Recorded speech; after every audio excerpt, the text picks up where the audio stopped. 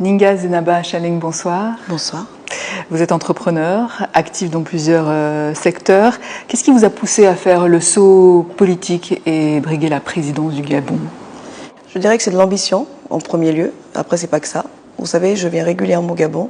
J'y vis, je suis résidente, donc je fais des voyages aller-retour. Et c'est les conditions de vie des Gabonais qui m'ont levée. Je pense qu'aujourd'hui, on a un pays qui est extrêmement riche, hein, c'est pas un secret, et que je pense que la population devrait être dans des meilleures conditions de vie. C'est ça qui m'a levée, c'est pour le peuple que je me suis levée. Alors, votre dossier a une première fois été rejeté. Vous avez ensuite saisi la Cour constitutionnelle. Vous faites désormais partie des 8 candidats en lice. Pensez-vous que ces difficultés sont liées à un manque de transparence du processus électoral? Je pense que c'était la première fois quand même en termes de processus où on voit le dossier des candidats. Surtout que ça s'est passé dans tous les réseaux sociaux. On a vu les causes des rejets. Donc je pense qu'il y a eu quand même cette fois-ci une transparence à ce niveau-là. Et vous avez confiance dans l'organisation du scrutin? Là, il faudrait y arriver. Après, par expérience de ce que l'on a vu déjà en 2016, en 2009, 2016, 2023, donc je dirais pas, j'affirmerai pas, voilà, je serai en accord de voir les choses, comment elles vont se passer, et surtout j'espère qu'elles seront en transparence, effectivement. Être la seule femme candidate déclarée pour la présidentielle du 12 avril, est-ce que vous le voyez comme un symbole ou c'est plus que ça? Je pense que c'est plus que ça. Je pense qu'aujourd'hui, je représente une femme gabonaise, déjà entrepreneur, et je pense qu'il était nécessaire, d'accord? Je ne dis pas que ça a été fait volontairement, je dis que j'ai pris mon courage, je me suis levée, j'ai levé le petit doigt, j'ai regardé la caméra et j'ai dit que je voulais être présidente de la République. Effectivement, c'est un symbole parce que pour les femmes, pour nous, femmes gabonaises, il faut savoir qu'on est dans un pays où on vit énormément de sexisme, faut pas l'oublier. Et je pense également que c'est un symbole pour beaucoup de femmes. Voilà, et c'est aussi un symbole de démocratie pour mon pays. Et vous pensez que le Gabon est prêt à avoir une femme présidente? Honnêtement, vu les mentalités, je dirais que non. Mais après, justement, c'est pour ça que je me suis levée. Je dirais également qu'aujourd'hui, j'ai toutes les capacités nécessaires pour diriger ce pays. Et que je sais très bien qu'aujourd'hui, il y a des femmes présidentes dans différents pays d'Afrique, en termes de la Namibie. Et je me rends compte qu'elle n'a pas bridé la voiture très longtemps, ça fait juste peu de temps.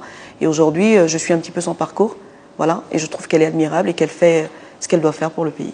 Alors justement, vous avez annoncé des projets ambitieux dans l'éducation et la santé, comme la construction de 50 écoles et d'hôpitaux régionaux.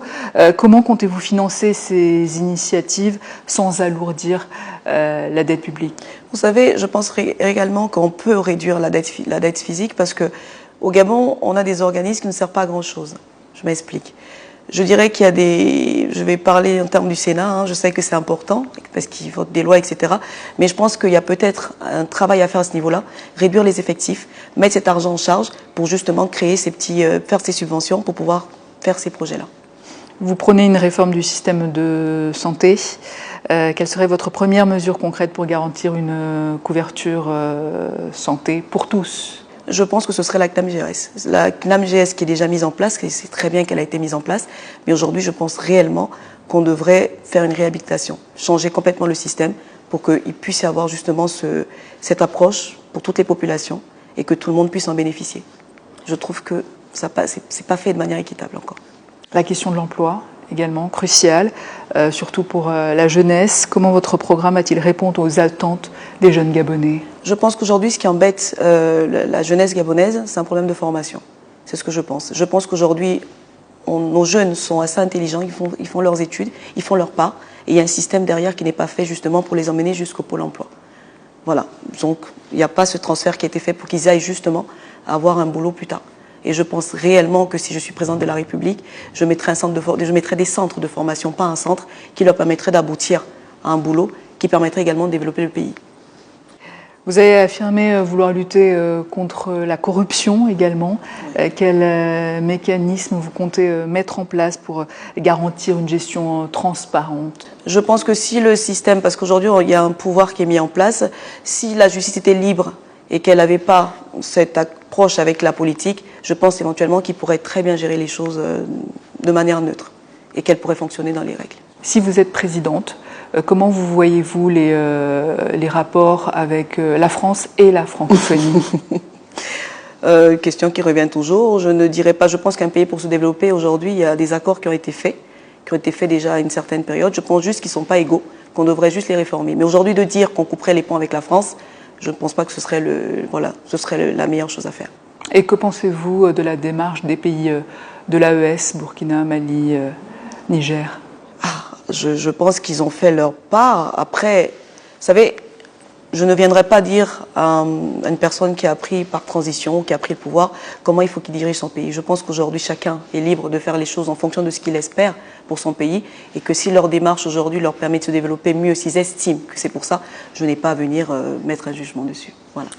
En quoi est-ce que vous représentez le changement par rapport aux années Bongo ou même Brice Clotaire, Oligui Nguema? Je pense que je suis totalement différente. Déjà, je n'ai jamais été dans un parti politique, ça c'est premier. Après, je suis entrepreneur. Je ne pense pas qu'ils aient forcément été entrepreneurs. Il y a des syndicalistes, etc. Ou M. Oligui qui était militaire, qui a pris la transition. Et c'est tout un changement. D'abord, je suis une femme. Ça n'a jamais été, je pense. Et aujourd'hui, c'est un changement dans le sens où je n'ai jamais frôlé ou fréquenté la politique. Je suis entrepreneur, je l'ai été. Maintenant, je suis devenue politicienne, il n'y a pas longtemps. En cas de défaite, est-ce que vous accepteriez de travailler avec le nouveau gouvernement pour promouvoir vos idées? Je ne suis fermée en rien. Ce que je ne veux pas, c'est que je ne suis pas une personne qu'on nommerait un poste qui n'aurait pas des possibilités. Aujourd'hui, je me suis levée avec des convictions. Je veux changer les conditions de vie de certains Gabonais, de tous les Gabonais.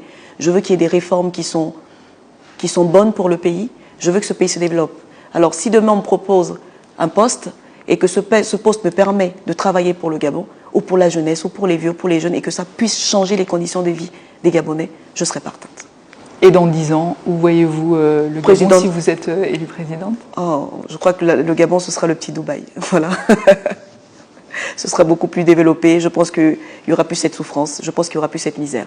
Je pense que tout le système santé, etc., sera mis en place. Et éventuellement, je suis sûre que les Gabonais seraient beaucoup plus épanouis. Madame Channing, merci. C'est moi qui vous remercie.